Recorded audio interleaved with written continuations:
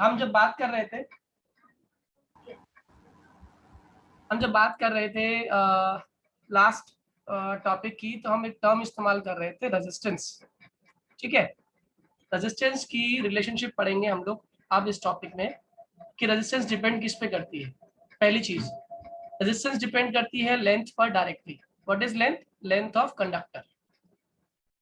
Resistance length of conductor पर directly depend करती है। रेजिस्टेंस किस पर डिपेंड करती है? Inversely area of cross section. किस पे? Area of cross section. दोनों को जब मैंने कंबाइन कर दिया, लेंथ को और एरिया को, तो यहाँ पे एक फॉर्मूला निकला हमारा, R is proportional to L upon. ये बेसिकली किसको रिप्रेजेंट कर रहा है? एक कंडक्टर जिसकी लेंथ है एल, जिसका एरिया है ए। ठीक है, तो इन दोनों को जब कंबाइन किया तो फॉर्मूला बना R is proportional to L upon A. और जैसे यहाँ से आप प्रोपोर्शनलिटी हटाते हो, यहाँ पर एक कांस्टेंट आता है, इसको रो कहते हैं। तो फॉर्मूला बनता है R is equals to rho L upon A. यहाँ पे रो क्या होती है? रो होती है रेजिस्टिविटी। एल क्या होती है? यहाँ पे एल आपकी कहलाती है लेंथ। L is length. और ए क्या कहलाता है? Area of cross section. बहुत इंपॉर्टेंट बात है, ध्यान से समझना। फिर से रिपीट कर रहा हूं, क्या कहा मैंने कहा जब हम बात करते हैं रेजिस्टेंस की, तो किसी भी कंडक्टर के अंदर जो रेजिस्टेंस होती है वो डिपेंड किस पे करती है? लेंथ पर डायरेक्टली, एरिया पर इनवर्सली, और उसकी एरिया मतलब एरिया ऑफ क्रॉस सेक्शन पे। और जैसे ही प्रोपोर्शनल साइन हटाते हो, तो प्रोपोर्शनलिटी हटाते यहाँ पर क्या आता है? एक नया टर्म जिसको हम लोग बोलते हैं रो। अगर मैं आपसे पूछूं what is the unit of rho, तो रो इज इक्वल टू कितना हो गया? R into A by L. हाँ या ना? जल्दी बोलिए, हाँ या ना? Yes sir. अब आर क्या होती है? रेजिस्टेंस, उसकी यूनिट क्या होती है? ओम।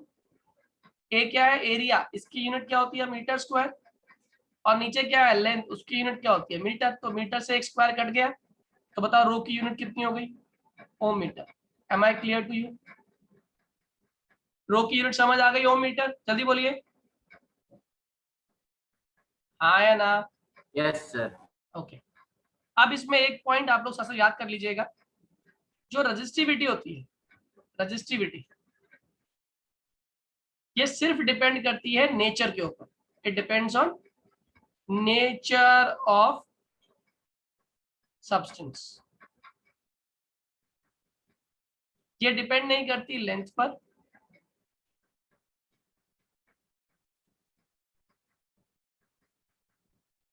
लेंथ या सर फिर, हाँ जी बोलिए, डाउट है बोलिए। सर। आपने बताया था जो रेजिस्टेंस होता है सर, रेजिस्टेंस प्रॉपर्टी होती है अपोज करने की करंट को फ्लो के। यस। सर रेजिस्टिविटी उससे दूसरी चीज होती है कोई? नहीं, जैसे एक बच्चा होता है, एक बच्चा है जो है बदतमीज। ठीक है, वो बच्चा बदतमीज क्यों है? क्योंकि वो हरकतें करता है जिसको हम लोग बदतमीजी कहते हैं। तो किसी भी बदतमीज बच्चे द्वारा की गई प्रोसेस, की गई हरकत को बदतमीजी मतलब जो भी हरकत कर रहा है वो बदतमीजी कहलाती है। पूरी प्रोसेस क्या कहलाती है? बदतमीजी। यानी कोई भी हरकत जो कर रहा है बदतमीज बच्चा, तो क्या कहलाती है पूरी प्रोसेस? बदतमीजी। ऐसे ही रजिस्टर, वो बच्चा है, क्या कर रहा है? वो रेजिस्टेंस ऑफर कर रहा है। तो क्या ऑफर कर रहा है? यानी हरकत कर रहा है। रजिस्टर हरकत कर रहा है, उस हरकत का नाम है रेजिस्टेंस। और इस पूरी प्रोसेस को देखो, कोई क्या हो रहा है? हम कहेंगे वो बदतमीज बच्चा बदतमीजी कर रहा है। सर रजिस्टर, तो आपने लिखवाया था कि सर रेजिस्टेंस तो सर लेंथ पे वो होता है ये क्या डिपेंड। है? ये क्या है बेटा? This is resistivity. ठीक है, वो रेजिस्टेंस है, दोनों में डिफरेंस है। रेजिस्टिविटी प्रोसेस है, ठीक है, रेजिस्टेंस प्रॉपर्टी है। समझ आ रही बात? सर मतलब कंडक्टर बच्चा रेजिस्टेंस, वो रेजिस्टेंस बच्चे की प्रॉपर्टी और रेजिस्टिविटी जो वो करता है। रेजिस्टेंस देखो, रेजिस्टेंस अपोज करने की प्रॉपर्टी, और जब वो बच्चा अपोज कर रहा होता है उस प्रोसेस का नाम रेजिस्टिविटी। मेरी बात समझ आ गई? अच्छा सर। हाँ सर। आप समझिएगा जरा इसको आगे।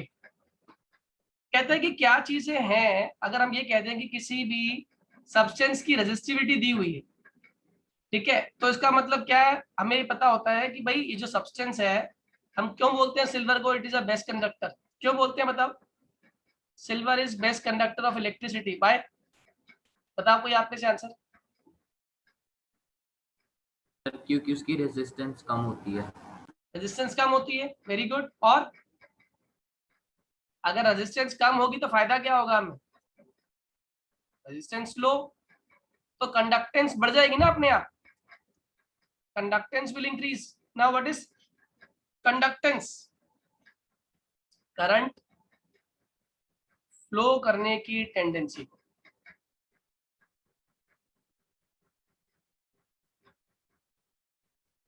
हम लोग क्या बोलते हैं? कंडक्टेंस और conductivity. Am I clear to you? Sir मुझे एक डाउट है। पूछिए। सर आपने अभी ऊपर लिखवाया कि resistivity is equals to R into A by L, तो सर वो तो L पे फिर डिपेंड करना चाहिए। बेटा वो खाली यूनिट निकालने के लिए मैंने उसको इक्वेट किया है, अदरवाइज देखो देखो ऐसा है बेटा कि आपने ना एक सर्किट बनाना है, सर्किट, ठीक है। उस सर्किट के अंदर आपने, जैसे मान लो एक सर्किट है आपके पास, आपको एक कंडक्टर प्लेस करना है, ठीक, और ये इसके अंदर आपने बैटरी लगा दी, ये इसकी स्विच लगा दी, ये बंद कर दिया। अब ये कंडक्टर कॉपर का भी हो सकता है और ये कंडक्टर एल्यूमिनियम का भी हो सकता है और ये कंडक्टर आपका सिल्वर का भी हो सकता है। समझ आ रही बात, नहीं आ रही है? तो ये जो कॉपर एल्यूमिनियम सिल्वर है, ये खाली क्या डिसाइड करेंगे? इसका नेचर। तो हम ये जानते हैं कि रेजिस्टिविटी प्रॉपर्टी किसकी है? सिर्फ और सिर्फ नेचर डिपेंड करती है। लेकिन क्या चीज है जिसपे कोई फर्क नहीं पड़ने वाला? रेजिस्टेंस तो लेंथ पर डिपेंड करेगी, भाई कितना लंबा है कितना छोटा है उस पर डिपेंड करेगी रेजिस्टेंस। एरिया कितना है, छोटा है एरिया या एरिया बड़ा है, एरिया डबल कर दिया है, एरिया आधा कर दिया, उस पर डिपेंड करेगी रेजिस्टेंस। क्यों बेटे, मेरी बात समझ आ रही है, हाँ या ना? Yes sir. जैसे अगर दो लोगों की शादी होने वाली है तो जनरली लोग क्या देखते हैं, लड़का लड़की क्या देखते हैं? एक दूसरे के शक्ल देख ली आपस में, दिखने में कैसा है। लेकिन जो उनके पेरेंट्स हैं, उनके पेरेंट्स दिखते हैं शक्ल ना भी ठीक ठाक हो, लेकिन दोनों बच्चे की आपस में अंडरस्टैंडिंग है या नहीं, ये कमाता कितना है, इसकी अर्निंग कितनी है, इसकी सेविंग कितनी है, तो ये सारी प्रॉपर्टी कौन देखते हैं? पेरेंट्स देखते हैं। तो पेरेंट्स जो देख रहे हैं ना, that is the resistance. Parents क्या देख रहे हैं? रेजिस्टेंस। सही है क्या? और जबकि लड़का लड़की क्या देख रहे हैं? एक दूसरे की अपीयरेंस देख रहे हैं। तो इनके लिए शादी का मतलब क्या है? अपीयरेंस, ठीक है, इसलिए इसको मान लिया मैंने रेजिस्टिविटी। लेकिन पेरेंट्स के लिए क्या है? पेरेंट्स के लिए तो पूरी चीजें, सारी फिनोमिना काउंट होंगे। पेरेंट्स के लिए सारी चीजें, भैया कितनी इसकी अर्निंग है, कितनी सेविंग है, कितने असेट्स हैं इसके पास। तो चाहे शक्ल ठीक हो या ना हो, पेरेंट के लिए तो ये पैरामीटर फिक्स है, चाहे वो लड़का स्मार्ट हो या लड़का कोई गंदा सा भी हो, तब भी पेरेंट्स के पैरामीटर तो यही रहेंगे। क्यों बेटा? Yes sir. सेम कहानी यहाँ पर ध्यान देना। इस कंडक्टर के अंदर, कंडक्टर चाहे आप कॉपर का लो, चाहे कंडक्टर एल्यूमिनियम का लो, चाहे कंडक्टर सिल्वर का लो, उसमें से जो करंट पास हो रहा है, करंट, उस करंट के रास्ते में तो इलेक्ट्रॉन्स आएंगे नहीं आएंगे। अब उस इलेक्ट्रॉन्स को अपोज करने के लिए यहाँ पे जो फोर्स लगाई जा रही है वो रेजिस्टेंस है, हाँ या ना? इलेक्ट्रॉन्स को तो रेजिस्टेंस ऑफर होनी होनी है, इलेक्ट्रॉन्स को तो रेजिस्टेंस ऑफर होनी ही होनी है, इररिस्पेक्टिव ऑफ वो कॉपर है, वो एल्यूमिनियम है या वो सिल्वर है। इसका मतलब रेजिस्टेंस तो लगनी है। हाँ, उसका नेचर जरूर चेंज हो गया। नेचर का मतलब क्या है कि उसके अंदर इस्तेमाल होने वाले पार्टिकल्स जो हैं, एक में कॉपर के पार्टिकल्स हैं, एक में एल्यूमिनियम के पार्टिकल्स हैं, एक में सिल्वर के पार्टिकल्स, बस इतना डिफरेंस है। अलग बात समझ आ गई? Yes sir. ठीक है। अब इसमें हमने जान लिया कि सिल्वर मेटल जो है वो इसलिए बेस्ट कंडक्टर है इलेक्ट्रिसिटी का, क्योंकि सिल्वर मेटल के अंदर जो रेजिस्टेंस ऑफर की जा रही है वो रेजिस्टेंस लो है। ठीक है, तो अगर कोई आपसे कहे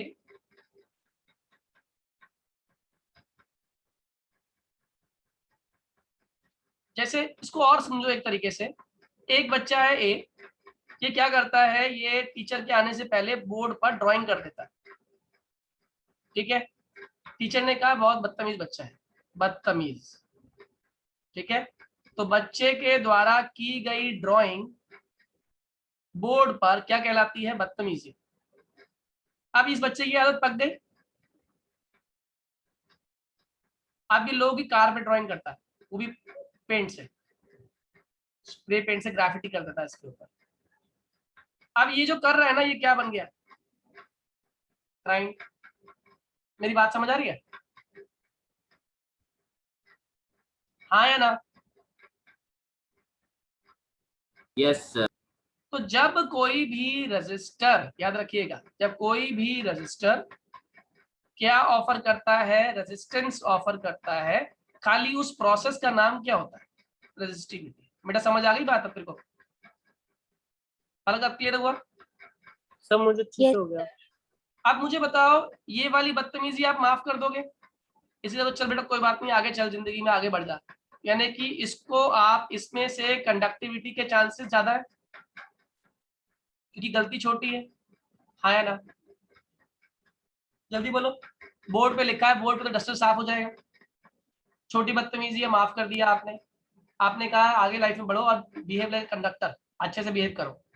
ठीक। आप मुझे बताओ, इस केस में इस बच्चे द्वारा की गई बदतमीजी, रजिस्टिविटी, यानी कि वो बदतमीजी कैसी है, ज्यादा है कम है? बदतमीजी का अमाउंट ज्यादा। बहुत ज्यादा है। ज्यादा। तभी तो आपने इसे क्या नाम दे दिया? क्राइम कह दिया। अब क्राइम है तो क्या इसे जाने दोगे? इसे रोक के रखोगे? तो बताओ इसकी कंडक्टिविटी ज्यादा होगी या कम हो जाएगी? जल्दी बोलो। सर कम हो जाएगी। कंडक्टिविटी कम हो जाएगी। दूसरा, इसे जाने भी नहीं दे रहे और पकड़ के 2-3 थप्पड़ भी लगाओगे इसके। थप्पड़, थप्पड़ दिए आपने इसको, थप्पड़ दिए तो गाल पर क्या प्रोड्यूस हो गई? हीट। आया ना? जब तक बच्चे को Yes, बिठा के पीटते रहोगे, इस बच्चा नहीं क्या, शैतान हो गए। जितना आपने बच्चे को रोक के रखा और आपको भी गुस्सा आ रहा, बेसिकली आप कौन है? इलेक्ट्रिसिटी है, और इलेक्ट्रिसिटी के फ्लो को रोक रहा है, और ना केवल रोक रहा है बल्कि उसे जाने ही नहीं दे रहा। अब आप भी एनर्जी है, आप कम तो है नहीं। आपने कहा अच्छा हमारा काम खराब करेगा तो बेटा जाएगा तू भी नहीं।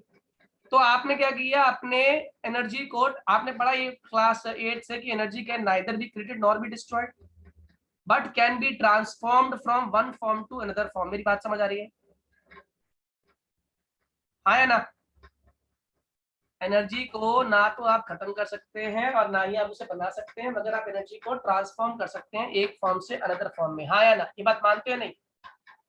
हाँ Yes, सर, sir. पढ़ा था सर 9th में। Yes sir. पढ़ा था। अब मेरे क्वेश्चन का जवाब देना। आपकी जो एनर्जी थी वो थी फ्लो करने के लिए, वो तो आप कंडक्टिविटी में इस्तेमाल करना चाहते थे, लेकिन इस बच्चे ने, इस रजिस्टर ने क्या करी है?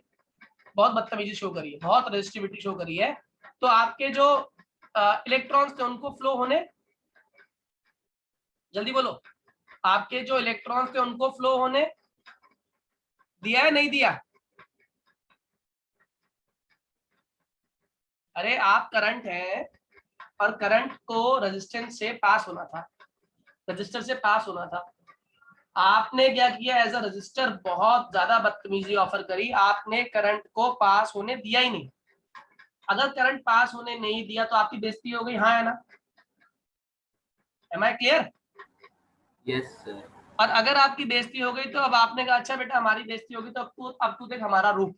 हमारा रूप, रूप मतलब पहले तो मैं इलेक्ट्रिसिटी कंडक्ट करने के लिए फ्लो कर रहा था, तूने वो होने नहीं दिया, तो अब मैं यहाँ पे रहकर तेरे को, तूने मुझे रोका है ना, अब मैं कन्वर्ट होता नई फॉर्म में।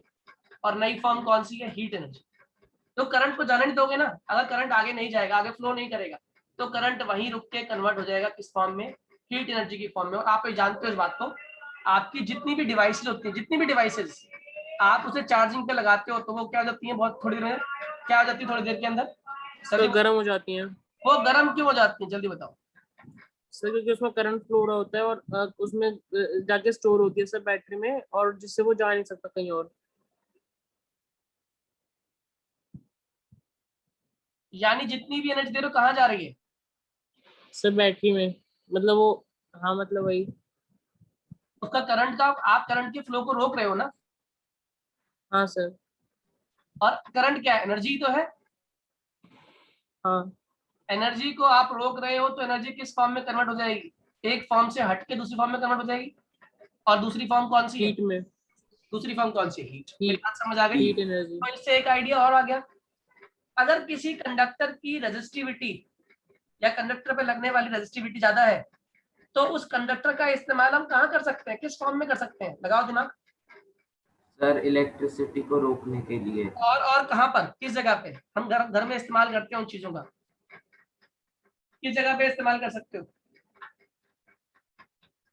Sir batteries. सर जो इलेक्ट्रिक केटल होती है सर उसके बहुत अंदर। बढ़िया, electric kettle, geyser, heating appliances, क्या काम है इनका? इसके अंदर करंट जा रहा है, आपको पता है जब हम चलाते हैं गीजर और ये सब चीजें, तो हमारा बिजली का बिल अच्छा खासा आता है नहीं आता? हाँ सर। क्यों आता है बताओ? सर इलेक्ट्रिसिटी बहुत ज्यादा यूज होती है सर उसको हीट एनर्जी कन्वर्ट करने में। इलेक्ट्रिसिटी यूज क्यों हो रही है अब ये बताओ। चलो, हम तो करंट दे रहे थे नॉर्मल, ये क्यों सर इस्तेमाल कर रहा है इलेक्ट्रिसिटी? सर क्योंकि वो हीट एनर्जी में कन्वर्ट हो जा रही है। क्योंकि वो इलेक्ट्रिसिटी को आगे जाने नहीं दे रहा, नहीं दे रहा। इलेक्ट्रिसिटी के फ्लो को रोक रहा है। और अगर इलेक्ट्रिसिटी का फ्लो रुकेगा तो ऑब्वियस सी बात है एक फॉर्म ऑफ एनर्जी दूसरी फॉर्म ऑफ एनर्जी में कन्वर्ट हो जाएगा। Am I clear to all? Sir जो स्टीमर होता है सर। यस, स्टीमर हो गया, गीजर हो गया, इवन जो रॉड्स आती है, आपने देखा पानी की बाल्टी में लोग रॉड लगाते हैं पानी गर्म करने के लिए, इलेक्ट्रिक रॉड्स आती हैं, गांव में बहुत चलती हैं वो, उसका यही काम है। उसमें वो क्या करते हैं, उनकी रेजिस्टेंस बहुत हाई होती है, तो जितना आप करंट पास करोगे उतना ही करंट वो आगे फ्लो करने से रुकेगा, और अगर करंट रुक रहा है तो ऑब्वियस सी बात है वो एक फॉर्म से दूसरी फॉर्म में कन्वर्ट हो रहा है। Am I clear to all? Sir मुझे एक बात पूछनी थी। पूछिए पूछिए। सर इलेक्ट्रिसिटी तो एक अपनी अलग फॉर्म ऑफ एनर्जी और हीट एनर्जी सर अलग है। सर इलेक्ट्रिसिटी हीट में क्यों कन्वर्ट हो जाती है? इलेक्ट्रिसिटी साउंड में भी कन्वर्ट होती है, पता है आपको? सिर्फ हीट में नहीं, साउंड में कन्वर्ट होती है। आप एक एनर्जी ना, एनर्जी की कोई भी फॉर्म किसी फॉर्म में कन्वर्ट हो सकती है बेटा, कोई भी फॉर्म। हाँ सर होती है सर, मुझे पता है। एक और एग्जांपल बताओ। सर साउंड का पता है सर, जो वो पेस्ट रिपेलेंट मशीन में आती है सर, छोटी छोटी जो इलेक्ट्रिसिटी से चलती हैं सर, वो उसमें साउंड में कन्वर्ट होता है। और सबसे बढ़िया एग्जांपल, मशीन ना भी लो, आप कभी हाईवे पे जा रहे हो तो हाईवे के ऊपर बहुत हाई वोल्टेज तार जारी होती है। हाईवेज के साइड्स में आप कभी नोटिस करें तो 10,000 वाली वोल्टेज की तारें जा रही होती हैं, इतनी हैवी करंट को लेके वो कैरी कर रही होती है। किसी ने कभी सुना उसकी आवाज, उस वायर में से एक आवाज निकलती है, एक नॉइज आ रहा होता लगातार करके। तो बेसिकली आप क्या पास कर रहे थे उसमें से आप हाई वोल्टेज करंट पास कर रहे थे, आया ना? अगर हाई वोल्टेज करंट पास कर रहे तो किसमें कन्वर्ट हो रहा है वो, जल्दी बोलो। अरे देखो, अगर आपने एक पावर हाउस स्टेशन से दूसरे पावर हाउस स्टेशन में एनर्जी को ट्रांसफर करने की कोशिश करी तो ऑब्वियस सी बात है 100% एनर्जी तो पहुंचेगी नहीं। 100% एनर्जी कभी नहीं पहुंचेगी। एक जगह से दूसरी जगह जाते वक्त एनर्जी का लॉस भी होगा। अब एनर्जी लॉस किस फॉर्म में बाहर आएगी, करंट की फॉर्म में तो बाहर आती नहीं। वो जो लॉस हो रहा है वो इसलिए हो रहा है कि एनर्जी कन्वर्ट हो रही है एक फॉर्म से दूसरी फॉर्म में। जो करंट था उसका कुछ पोर्शन इस्तेमाल हो गया आपका हीट एनर्जी की फॉर्म में, और कुछ पोर्शन इस्तेमाल हो गया आपका साउंड एनर्जी की फॉर्म में। Am I clear to all? जल्दी बोलिए, इस टॉपिक पर डिस्कशन काफी लंबा हो गया, बात समझ आई हाँ या ना? Yes yes sir. ठीक है, तो इसका ये जो प्रॉपर्टी है हमारी रेजिस्टिविटी वाली, इसका इस्तेमाल करते हैं हम लोग एक जगह पे, जिसको हम लोग इस्तेमाल करते नाम देते हैं एलॉय। आप लोगों ने सुना है कभी एलॉयज क्या होते हैं? एलॉय बनते हैं, वेरी गुड, होमोजेनियस मिक्सचर होते हैं एलॉयज दो मेटल्स के, ठीक है। और एलॉयज का इस्तेमाल हम क्यों करते हैं, ध्यान रखिएगा, एग्जाम में आता है क्वेश्चन, क्योंकि एलॉयज की resistivity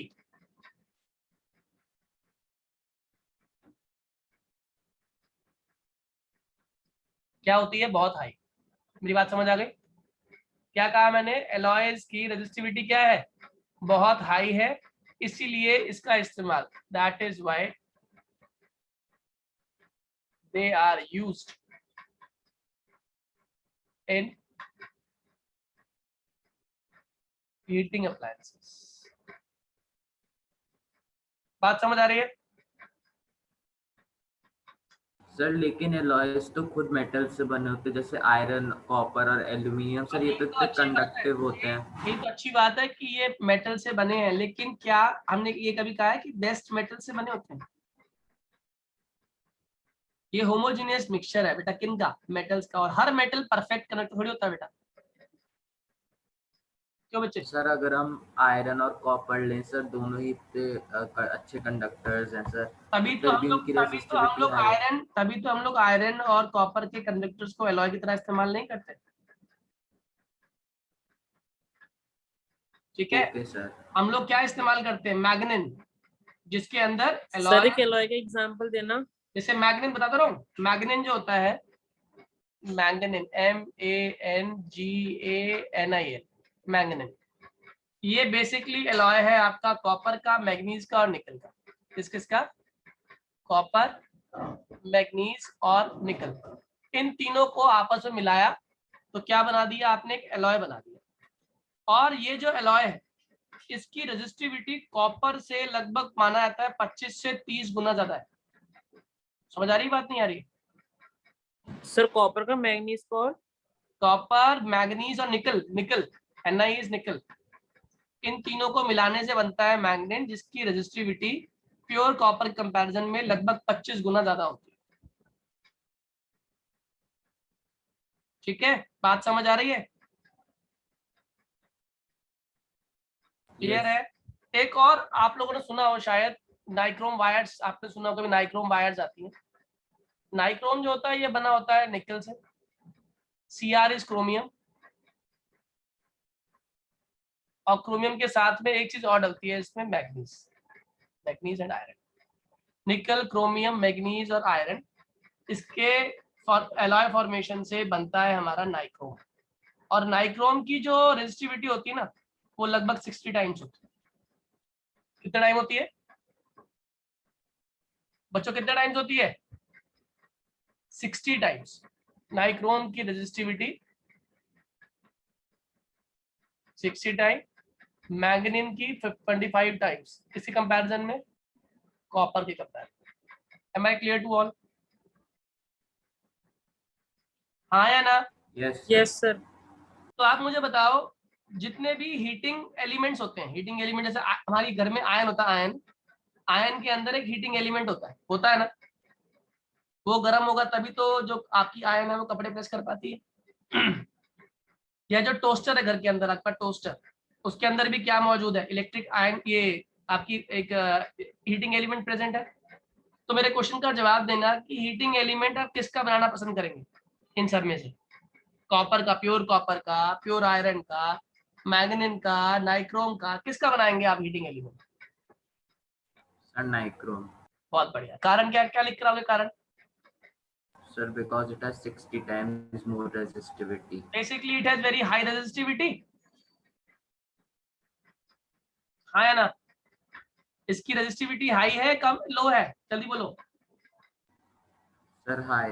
high resistivity. High resistance मतलब ये करंट के रास्ते में ज्यादा रेजिस्टेंस ऑफर करेगा, हाँ या ना? Yes sir. करंट के रास्ते में ज्यादा बदतमीजी ऑफर करेगा या नहीं करेगा? और करंट के रास्ते में बदतमीजी ऑफर करने का मतलब है करंट कन्वर्ट हो जाए किसके अंदर? जल्दी बोलो। हीट एनर्जी के अंदर। हीट एनर्जी में। तो यानी कि ये डिवाइस जल्दी गर्म हो जाएगी, और जल्दी गर्म हो जाएगी तो बेटर हीटिंग अप्लायंस की तरह इस्तेमाल हो जाएगी। मेरी बात समझ आ गई? हाँ या ना? तो आप इसका आंसर चाहे तो लिख सकते हैं क्वेश्चन की फॉर्म में। क्वेश्चन लिख लो, why nichrome is used as heating appliance. क्यों इसको हीटिंग अप्लायंस की तौर पे हम, या हीटिंग एलिमेंट की तरह, as heating element in appliance क्यों यूज करते हैं? तो इसके दो रीजन है बच्चों। पहला आप लोगों ने बता दिया, क्योंकि इसकी रेजिस्टिविटी क्या होती है? High resistivity. और अगर हाई रेजिस्टिविटी है तो ऑब्वियस सी बात है इसके अंदर ये हाई रेजिस्टेंस ऑफर करेगा। क्या ऑफर करेगा? High resistance to current, high resistance to flow of current. Hence क्या प्रोड्यूस करेगा? हेंस प्रोड्यूस मोर हीट, इसीलिए ज्यादा हीट प्रोड्यूस करेगा। Am I clear to all? दूसरा, जो मेटल्स होते हैं ना, ये बहुत जल्दी रिएक्ट करते हैं, आप जानते हो मेटल्स तो इवन ऑक्सीजन से भी रिएक्ट कर जाते हैं, और क्या कहलाती है प्रोसेस? ऑक्सीडेशन। लेकिन जो एलॉय होते हैं ना, they do not undergo oxidation. ये इसकी दूसरी और इंपॉर्टेंट प्रोसेस है। क्यों एलॉय इस्तेमाल करते हैं? ध्यान रखिएगा, they do not undergo oxidation, इनकी ऑक्सीडेशन आसानी से नहीं। पहला समझ आ गया, दूसरा क्लियर हो गया? दोनों समझ आ गए पॉइंट्स, हाँ या ना? जल्दी बोलिए। Yes sir. अब कैसे समझ आ गई सभी को? हर्षित, बाकी लोग जो जुड़े हुए समझ आ गए सभी को? Yes sir. चलो गुड। एक बार दोबारा से सभी लोग ज्वाइन करेंगे, फटाफट क्विकली ज्वाइन करो ताकि आगे समझाता हूँ आपको।